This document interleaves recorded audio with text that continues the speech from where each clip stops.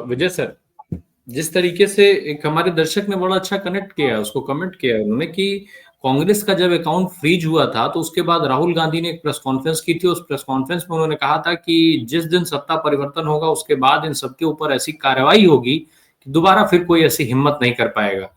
तो वैसे भी राहुल गांधी आजकल जो बोल रहे हैं वो बड़ा जबरदस्त बोल रहे हैं। क्या ये राहुल गांधी का डर है?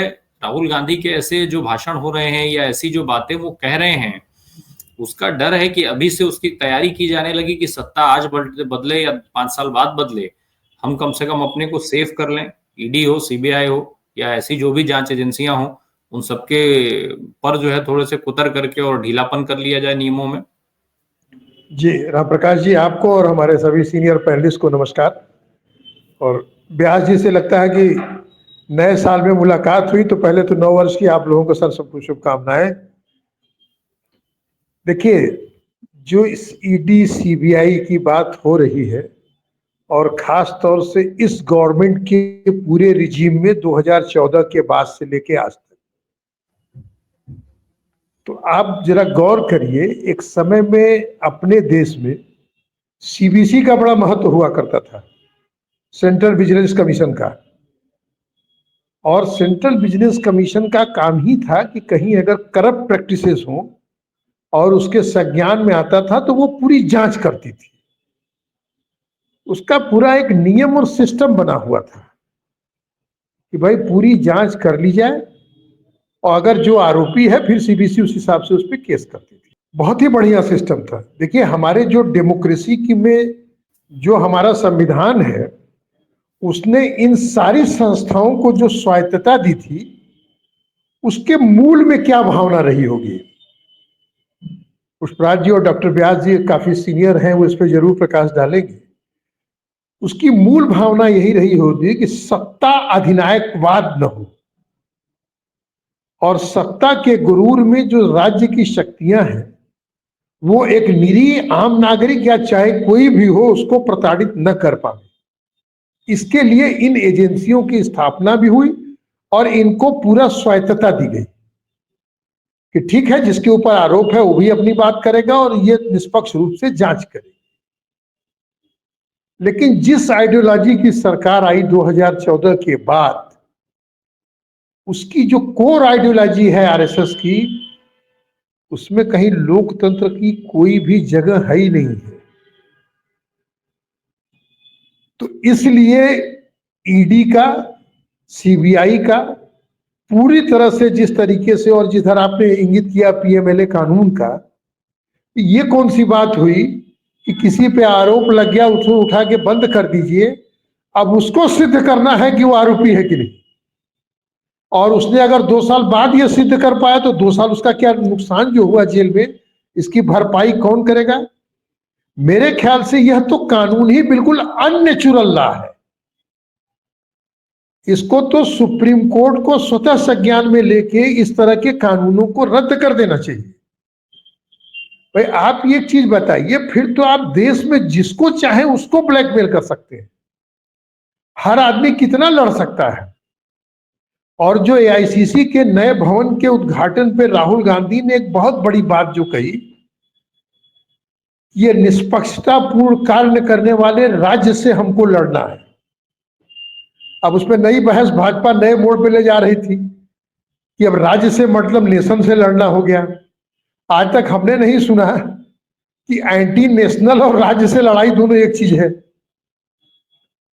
भाई राज्य का मतलब क्या हुआ? जो सरकार है, जो ब्यूरोक्रेटिक सेटअप है, जो पॉलिटिकल एग्जीक्यूटिव है, यही ना राज्य है। तो उसके खिलाफ डेमोक्रेसी में लड़ाई नहीं होगी तो क्या ट्रंप और बाइडेन के खिलाफ हिंदुस्तान में लड़ाई होगी? दूसरे की सरकारों के खिलाफ लड़ाई होगी? तो क्या मजाक हो गया है।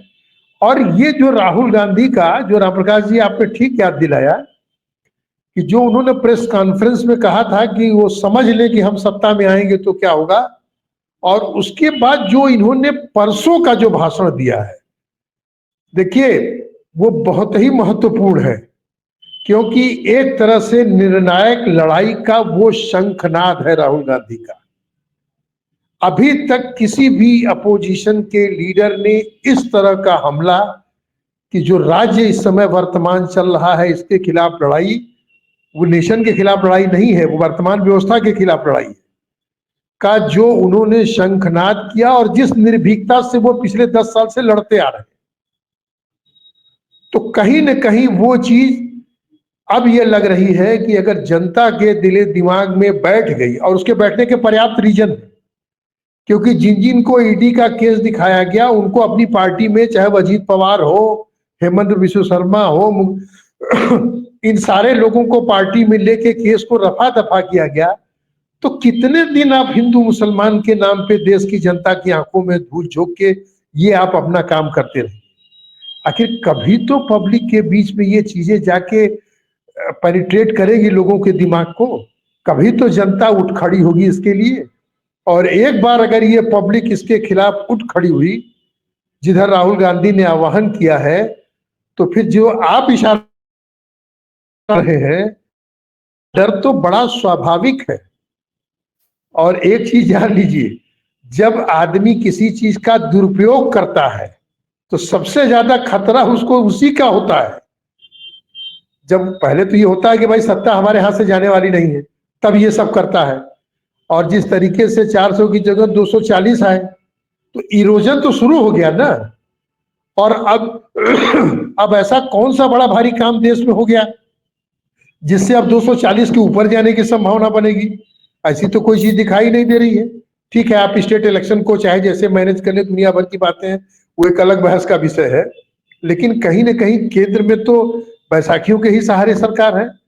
तो कल को अगर कोई स्थिति होगी तो क्या स्थिति होगी, तो उसका डर बड़ा स्वाभाविक है, ऐसा नहीं है। और ये चीजें देखिए, कभी कभी क्या होता है कि अपना जो अस्त्र आप चलाते हैं वही अस्त्र आपके लिए फिर भस्मासुर हो जाता है। तो इसीलिए इन हमारे संविधान ने इन एजेंसियों को जो स्वायत्तता दी थी, उसका मूल मकसद यही था कि कभी भी सत्ता अधिनायकवाद की ओर न बढ़े, और अगर बढ़ेगी तो उसको डर भी होगा। ठीक है, उसका दुरुपयोग जो करेगा उसी को डर होगा। हमको आपको किस बात का डर होगा? जिसके हाथ में शक्तियां हैं उसी को डर न होगा कि कल को हमारे साथ क्या होगा। जी राप्रकाश। विजय सर, एक चीज जरा समझ लूं मैं आपसे, जमानत के अधिकार की जो बात हम कर रहे थे, डॉक्टर पुष्पराग ने भी कहा, जयनारायण सर ने भी कहा, इस अधिकार को जिस तरीके से पिछले कुछ समय से वो एक ऐसा बना दिया गया था कि जिसको जमानत दिया जा रहा है, ये समझ लो कि तुमको हम अपनी कृपा पे जमानत दिलवाए दे रहे हैं, तुम जमानत पे बाहर आ जा रहे हो, और अब ऐसा है इस कृपा के बदले तुम हमको चढ़ावा दे दो, डील कर लो। तो ये वाली जो भावना थी उसको इस सरकार ने खूब बढ़ाया, और अब वही भावना इस सरकार के लिए मुसीबत बन गई है जिसका इलाज खोजा जा रहा है। नहीं, वो तो मैंने आपसे पहले ही कहा राणा प्रकाश जी कि जिस अस्त्रों का आप प्रयोग करते हैं, जब वो अस्त्र दूसरे के हाथ में जाएगा तो उसका तो डर बड़ा स्वाभाविक है ना। और जैसा कि व्यास जी ने कहा ना कि भाई देखिए, एक तरफ कोर्ट कहती है कि आपका जमानत अधिकार है, और वही कोर्ट जमानत देती भी नहीं। मतलब उसका क्या मतलब हुआ? एक चीज आप बताइए, मैं कभी कभी बड़ा हैरान हो जाता हूं कि कई बार जमानत रिजेक्ट होती है, क्या होती है, लेकिन एक समय के बाद जमानत होती है। साल भर 6 महीने के बाद अरविंद केजरीवाल, मनीष सिसोदिया, संजय सिंह वाले मामले में भी आपने देखा होगा। तो आखिर जब जमानत दिया उतने दिन बाद तो उसका क्या आधार था, और जब नहीं दिया तो उसका क्या आधार था? बड़ी ये ताज्जुब की बात है कि आखिर दोनों समय का क्या बेस है भाई। ये तो देखिए, एक चीज जान लीजिए, हमारे पूरे समाज में, सोसाइटी में सबसे ज्यादा आखिरी होप होती है कोर्ट। जब उसको गवर्नमेंट मशीनरी बहुत प्रताड़ित करती है, चाहे जिस वजह से करे, सही करे गलत करे, वो तो एक अलग बात का विषय है। लेकिन आदमी ये सोचता है कि ठीक है भाई, जो करना हो कर लो, हम जाएंगे न्यायालय में। लेकिन अगर वहां से नहीं मिलेगा तो फिर आदमी जाएगा कहां?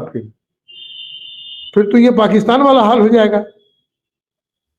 आखिर क्या फर्क हो जाएगा वहां के शासन में, यहाँ के शासन में? तो वो जो आप जो चीज कह रहे हैं, वो डर तो किसी को भी हो जाएगा, और खास तौर से जबकि सत्ता उसके जब जाने का कोई संकट समझ में आएगा, तो उसके बाद सबसे बड़ा डर यही होगा कि अब मेरा क्या होगा, चाहे वो कोई भी पार्टी की सरकार हो। आपको याद होगा कि जनता पार्टी इतने ओवरवेलमिंग मेजॉरिटी से आई उसके बाद इंदिरा जी ने इमरजेंसी लगाई थी, इंदिरा जी को भी जेल जाना पड़ा था उसके बाद। उतनी बड़ी शख्सियत को जिन्होंने कि दुनिया में पाकिस्तान के भूगोल को पलट दिया था, जबकि और कुछ था नहीं केस में कोई ऐसा चीज, क्योंकि वो पूरी तरह से बरी भी हो गई, कुछ नहीं था। लेकिन कहीं ना कहीं सत्ता ने अपने उस पावर का उपयोग करके इमरजेंसी का बदला तो लिया ही था उनसे, जबकि उनके केस में कुछ नहीं था। यहां तो जब कल को जब खंगाला जाएगा तो कितनी चीजें, इलेक्टोरल बॉन्ड से लेके कितनी चीजें निकलेगी, उसका कोई अंत नहीं है। तो वो डर बड़ा स्वाभाविक है राम प्रकाश जी, जिधर आप इशारा कर रहे हैं। तो अब उसके लिए क्या प्रिवेंटिव मेजर्स लेने चाहिए, वो सरकार लेगी जरूर, तो वो तो लेना ही पड़ेगा जी।